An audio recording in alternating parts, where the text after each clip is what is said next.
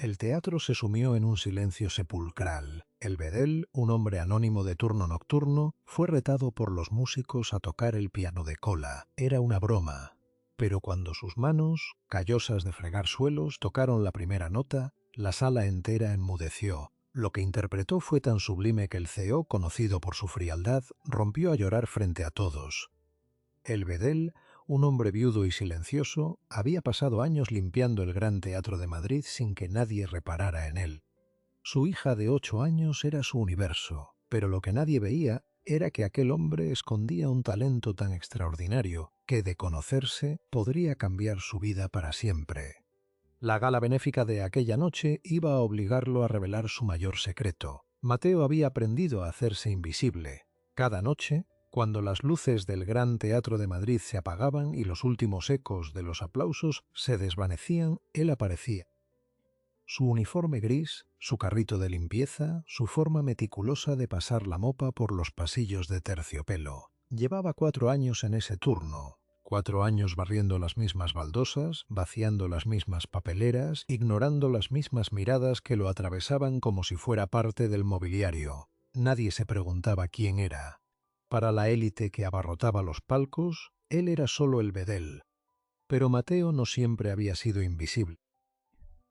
20 años atrás, su nombre aparecía en los carteles de los conservatorios más prestigiosos de Europa. Niño prodigio del piano, becado a los 9 años, aplaudido en salas que hoy solo limpiaba. Su vida era la música. Hasta que una noche de invierno, un coche se llevó por delante a la única mujer que él había amado, su esposa, Sofía. En ese instante, el piano dejó de ser un sueño y se convirtió en un lujo que no podía permitirse. Tenía una hija de 4 años que lo necesitaba más que cualquier aplauso, así que Mateo guardó las partituras, cerró la tapa del piano de su casa con llave y aceptó el único trabajo que le permitía estar presente cada noche para arropar a Lucía. Lucía tenía ahora 8 años, una niña tranquila de ojos curiosos y risa fácil. Para ella, papá solo era papá, el que cosía los botones del uniforme escolar, el que inventaba canciones tontas mientras pelaba patatas, el que la arropaba con historias que nunca hablaban de Beethoven. Mateo jamás le había contado quién había sido. Ella solo sabía que su padre olía a cera y a hogar. Aquella noche, el Gran Teatro celebraba su gala benéfica anual, el evento más exclusivo del calendario social madrileño. Empresarios, políticos, artistas, todos ocuparían sus butacas. El director ejecutivo, don Alejandro Varela, era un hombre de negocios hecho a sí mismo, de gesto adusto y mirada insondable. Estaba acostumbrado a que todo se doblara ante su voluntad. Para él, el arte era una transacción más, y aquella velada, la joya de su corona. Durante el intermedio, un grupo de jóvenes instrumentistas de la orquesta reparó en el bedel.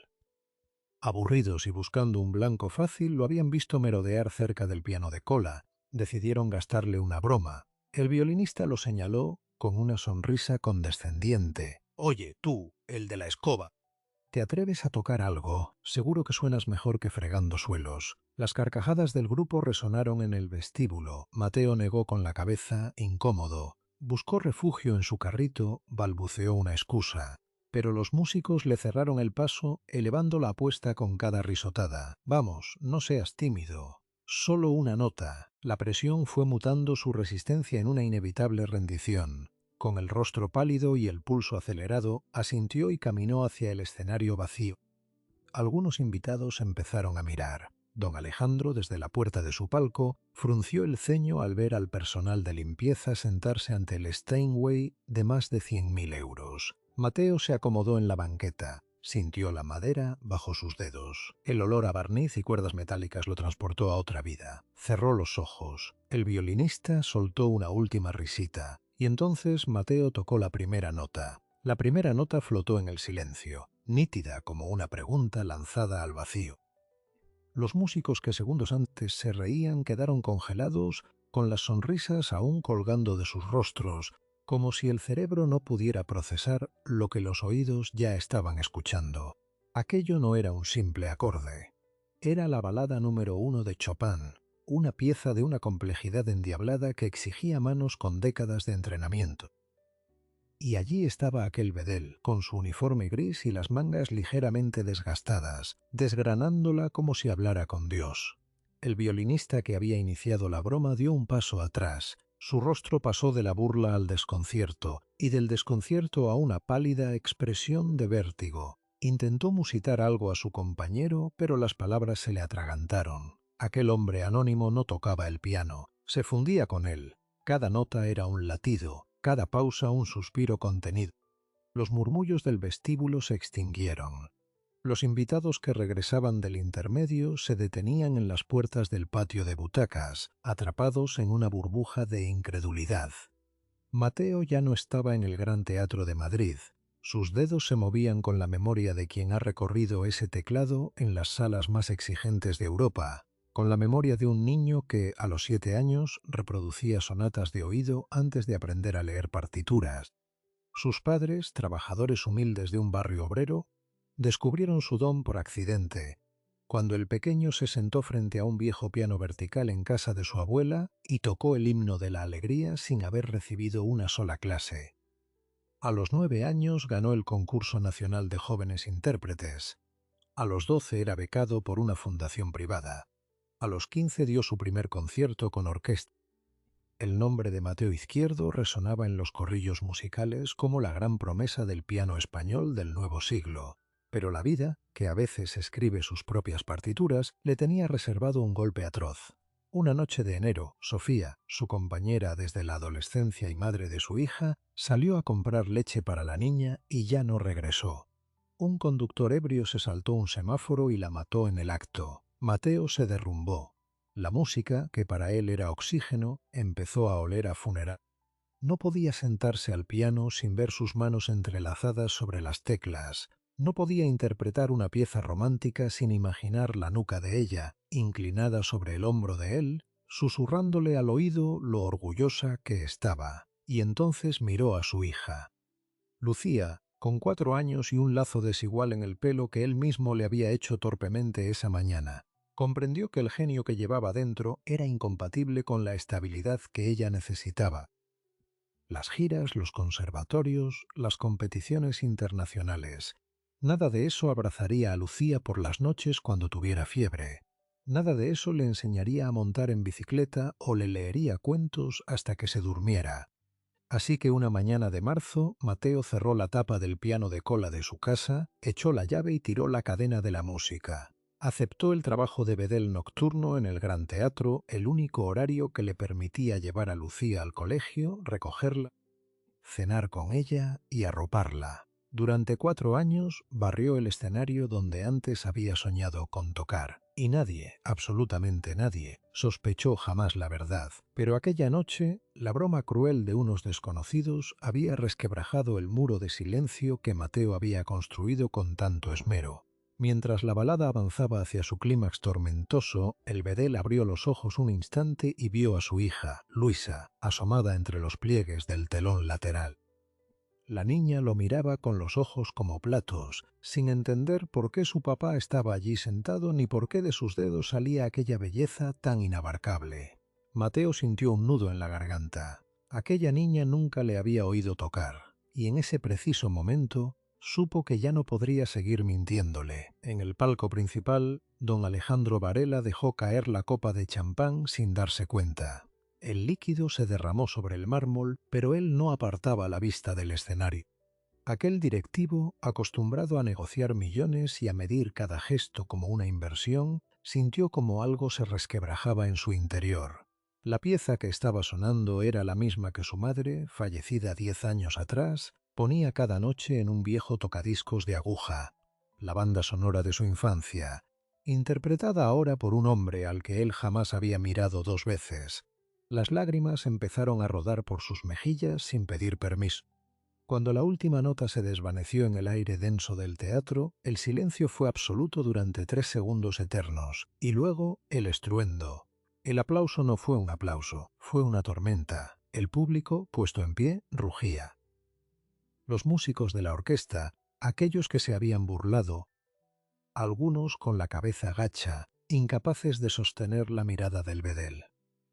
El violinista se tapó la boca, vencido por la vergüenza. Pero Mateo no miraba a ninguno de ellos. Miraba a Lucía, que corría hacia él desde bambalinas, y la abrazó en medio del escenario con una fuerza que contenía 4 años de renuncia y una vida entera de amor. Don Alejandro bajó las escaleras del palco como un autómata, con el rostro aún húmedo. Se plantó frente a Mateo y, con una voz quebrada que sus empleados jamás le habían oído, pronunció las palabras que darían un vuelco a todo. «No sé quién es usted, pero le ruego que me disculpe por no habérselo preguntado antes». Mateo, con su hija aún aferrada a la cintura, confesó sin aspavientos quién había sido. El niño prodigio, la viudez, la decisión de desaparecer. El directivo lo escuchó sin pestañear, luego se giró hacia el piano, lo acarició con la palma abierta y dijo en voz baja algo que solo Mateo alcanzó a oír.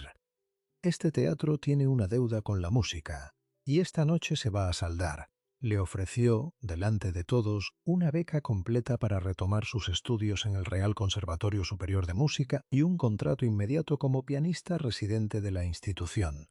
La ovación se redobló. Los flashes de los teléfonos estallaban, pero antes de que Mateo pudiera responder, don Alejandro añadió una frase que heló la sangre del bedel. «Hay algo más que debe saber». El piano que acaba de tocar no llegó aquí por casualidad, perteneció a una mujer extraordinaria que lo donó antes de morir. Una mujer que se llamaba Sofía. Mateo sintió que el escenario se inclinaba bajo sus pies. El nombre de Sofía, pronunciado en aquel lugar, en aquel instante, le atravesó el pecho como un cristal helado. Durante 4 años había logrado contener el dolor en un rincón sellado de su memoria, pero ahora el sello reventaba. La mujer que lo había sostenido en sus días más oscuros, la madre de su hija, la razón por la que él había sepultado su carrera, estaba allí. No como un fantasma, sino como un eco tangible en la madera de aquel piano de cola que acababa de acariciar con sus propios dedos. Don Alejandro percibió el impacto y bajó la voz para que solo Mateo y la pequeña Lucía, aún abrazada a la cintura de su padre, pudieran escuchar. Sofía, explicó, había sido una benefactora silenciosa del Gran Teatro durante años. Asistía a casi todas las funciones, ocupaba siempre la misma butaca, la número 12 de la fila 7, y al terminar se quedaba unos minutos a solas en la sala vacía, como si conversara con las sombras. Nunca habló de su vida privada ni del hombre al que había amado. Pero pocas semanas antes del accidente, donó el piano Steinway más valioso de su colección personal con una condición. Debía permanecer en el escenario principal, disponible para cualquier artista que necesitara reconciliarse con la música, y entregó un sobre lacrado con una sola frase escrita en el anverso: «Para cuando el silencio se rompa». El directivo lo sacó entonces del bolsillo interior de su chaqueta. Era un sobre amarillento, con los bordes gastados, que había conservado durante 4 años sin abrir, esperando que alguien reclamara aquella herencia sin dueño. Mateo lo tomó con manos temblorosas mientras Lucía preguntaba en un hilo de voz si esa señora era su mamá. El teatro entero contenía la respiración. Los 500 invitados intuían que estaban presenciando algo sagrado, una ceremonia íntima que no estaba escrita en el programa de la gala. El bedel rompió el lacre y leyó para sí mismo, mientras las lágrimas le corrían por las mejillas y manchaban la tinta. La carta decía lo que Sofía nunca se había atrevido a decirle en vida, que ella sabía que él seguía amando el piano, que cada noche, cuando Mateo salía a trabajar, ella se acercaba a la habitación cerrada donde él guardaba el instrumento de su casa y apoyaba la frente contra la puerta, rezando para que un día él volviera a tener el valor de abrirla. Que ella no le pedía que fuera un concertista mundial, solo que no se traicionara a sí mismo, y que aquel Steinway de cola, que había pertenecido a su propio abuelo, un pianista de café durante la posguerra, era su manera de quedarse junto a él para siempre. Siempre que alguien tocara sus teclas, ella estaría en la resonancia de cada nota. Al terminar la lectura, Mateo dobló el papel con el cuidado de quien manipula una reliquia y se lo guardó contra el pecho. Luego alzó la vista hacia don Alejandro y asintió sin palabras. Aceptó la beca y el puesto de pianista residente, pero aquella no iba a ser una reintegración sencilla, porque lo que ocurrió a continuación desató una cadena de consecuencias que nadie había previsto. La historia se filtró en las redes sociales antes de que acabara la noche. Un asistente grabó el momento con el teléfono y lo subió a internet con el título El bedel que humilló a la orquesta. A las 8 de la mañana del día siguiente, el vídeo acumulaba 2 millones de reproducciones. Los medios de comunicación se personaron en el teatro. Querían entrevistar al hombre invisible que de repente se había convertido en un héroe viral. Mateo, que solo deseaba tranquilidad para criar a su hija, se vio arrastrado a un torbellino de focos que lo desbordaba. Pero el verdadero terremoto estalló bajo los cimientos del propio teatro. El patronato de la fundación que financiaba la beca convocó una reunión de urgencia. Algunos de sus miembros, pertenecientes a la alta burguesía madrileña, consideraban que se había tomado una decisión populista y precipitada. Un bedel no podía ocupar el puesto de pianista residente sin un proceso formal de selección. Era un mal precedente. Argumentaban que la oferta de don Alejandro respondía a un arranque emocional y no a criterios artísticos. Además, la beca que se le había prometido estaba destinada originalmente a un joven talento de una familia influyente, y esa familia amenazó con retirar su patrocinio millonario si no se revocaba el acuerdo. Don Alejandro, por primera vez en su mandato, se enfrentó a un motín en su propia junta directiva. Le exigieron que convocara una audición pública donde Mateo compitiera contra otros pianistas por el puesto. Era la única manera, decían, de salvar la imagen de la institución y no perder los fondos. El director ejecutivo se negó en redondo. Aquel hombre había demostrado su talento de forma incontestable y además cargaba con una historia de sacrificio que ningún conservatorio podía enseñar. Pero la presión económica era tan brutal que incluso los abogados del teatro le advirtieron que un litigio arruinaría la fundación. Mateo se enteró de todo por una llamada anónima de un trabajador del área administrativa que sintió compasión. Comprendió entonces que su sueño recién recuperado estaba a punto de esfumarse por segunda vez. Y justo cuando la amargura empezaba a instalarse en su ánimo, sucedió algo que alteró por completo el tablero. La persona que lo llamó le reveló también la identidad del verdadero cabecilla de la oposición. Era el violinista que había iniciado la broma la noche de la gala, no por resentimiento personal, sino porque él mismo aspiraba a ser el pianista residente. Resultó que aquel joven, de nombre Damián, no era solo violinista. Era un pianista frustrado que llevaba 2 años presentándose a las audiciones internas del teatro sin éxito, y había manipulado a la Junta utilizando los contactos de su acaudalada familia para dinamitar la oportunidad de Mateo. La revelación transformó la situación en una batalla campal, pero lo más sorprendente estaba aún por llegar. La pequeña Lucía, que había escuchado a escondidas las conversaciones tensas de los últimos días, se plantó ante don Alejandro en el descansillo del teatro y le entregó un dibujo. En él aparecía su padre sentado al piano, con una mujer de cabello oscuro mirándolo desde la butaca 12 de la fila 7, y una frase escrita con letra torcida. Mi papá ya ganó una vez. Ganó cuando me eligió a mí. Ahora le toca ganar otra. El directivo, que no había llorado en 10 años desde la muerte de su madre, volvió a sentir un nudo en la garganta. Guardó el dibujo en el bolsillo y tomó una decisión que iba a incendiar definitivamente el conflicto. Convocó una rueda de prensa para anunciar que el puesto no se decidiría en un despacho, sino sobre el escenario, en un concierto único transmitido en directo para toda España, donde el público sería el jurado final. La noche del concierto, el Gran Teatro de Madrid amaneció con una tensión que masticaba el aire. Las cámaras de televisión, los periodistas, las luces de los noticiarios nacionales. Todo estaba preparado para que España entera fuera testigo de un duelo inusual. 2 aspirantes a un mismo trono, un piano de cola con alma propia y un jurado de millones de espectadores pendientes de un voto en directo.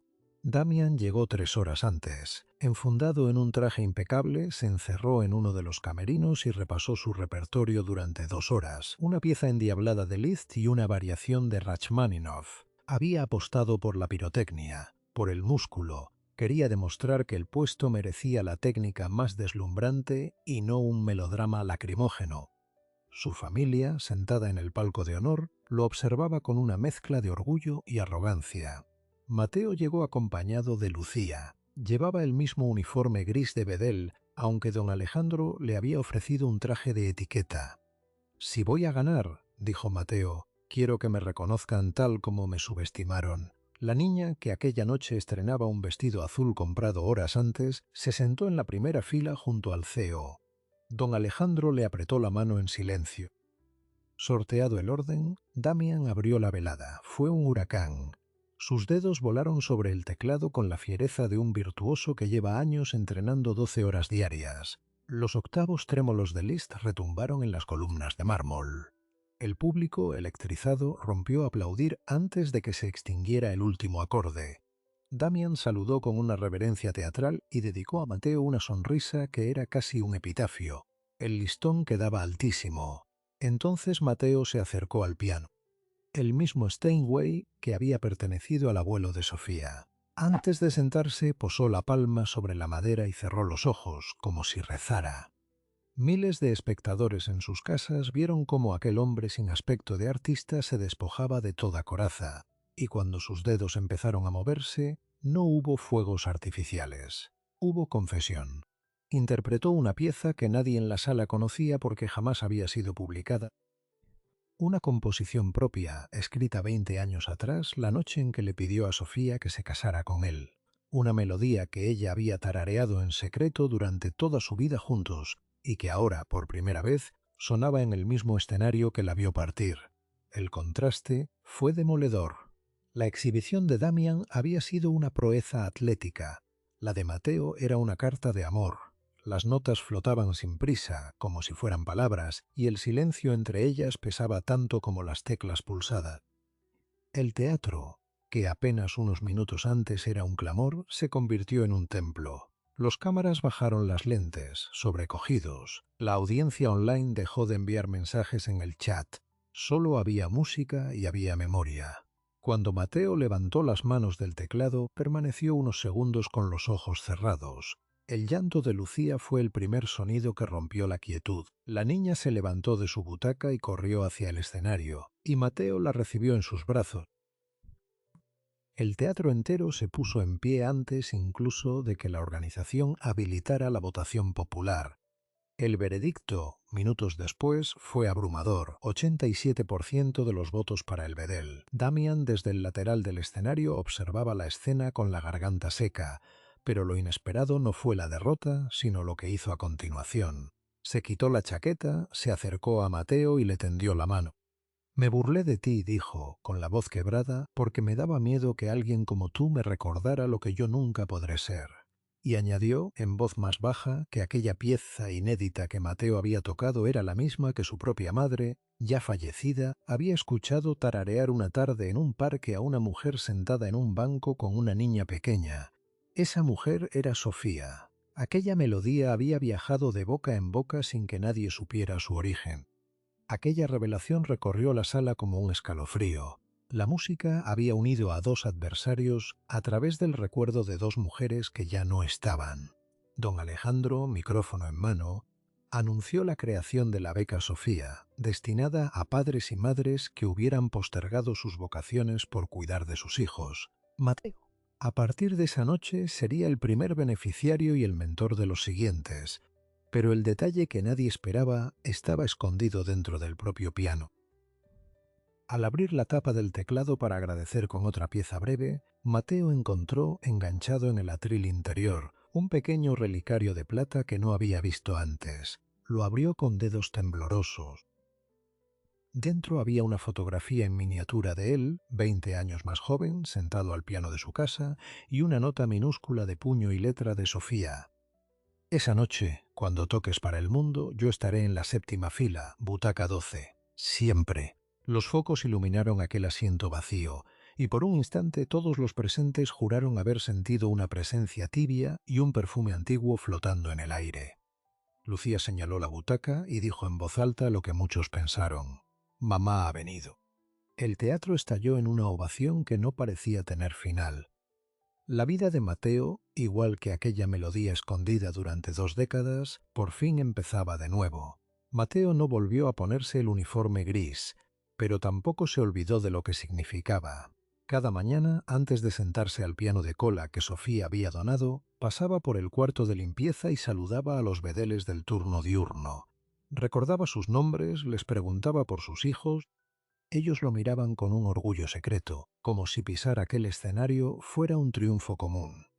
La beca Sofía, creada por don Alejandro, creció más allá de lo imaginado. En 2 años, 17 padres y madres solteros retomaron estudios artísticos con todos los gastos cubiertos.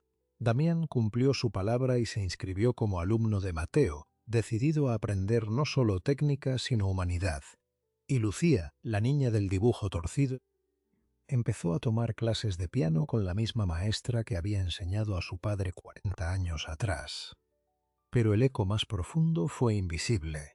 La historia del bedel que hizo llorar al CEO recorrió el mundo y desató miles de confesiones íntimas en las redes. Hombres y mujeres que habían enterrado sus pasiones por criar a sus hijos empezaron a desempolvar violines, pinceles y partituras. Aquella broma que pretendía humillar había desbloqueado un torrente de esperanzas olvidadas. Porque el verdadero talento no necesita focos, aguarda en silencio hasta que alguien le tiende una oportunidad. Y a veces, la persona más invisible de la sala es la que guarda la melodía más hermosa. Nunca subestimes a quien limpia el escenario que pisas. Puede que sea él quien te recuerde lo que significa estar vivo. Si esta historia te ha emocionado, dale a me gusta, suscríbete y compártela con alguien que necesite empezar. Porque los sueños no caducan, solo se quedan dormidos, esperando que un acorde inesperado los despierte para siempre.